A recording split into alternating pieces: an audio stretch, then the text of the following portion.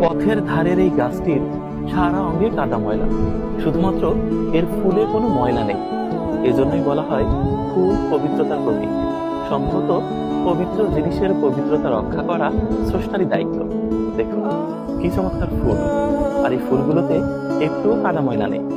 আমাদের সমাজে অনেক মানুষের জীবন এরকম, সমাজের নিচু অবস্থানের থেকেও সে সত্যিকার অর্থেই পবিত্রতার ঘ্রাণ ছড়াতে পারে এবং সৌন্দর্য বিকশিত করতে পারে। আমাদের জাতীয় কবি কাজী নজরুল ইসলাম লিখেছিলেন, মোর প্রিয়া হবে সো রানী, দেব খোপায় তারা ফুল, কর্ণে দোলাবো তৃতীয়া তিথির চৈতি চাঁদের দোল। দেখেছেন কি চমৎকার। পথের ধারের এই গাছটির সারা অঙ্গে কাদা ময়লা, শুধুমাত্র এর ফুলে কোনো ময়লা নেই। এজন্যই বলা হয় ফুল পবিত্রতার প্রতীক।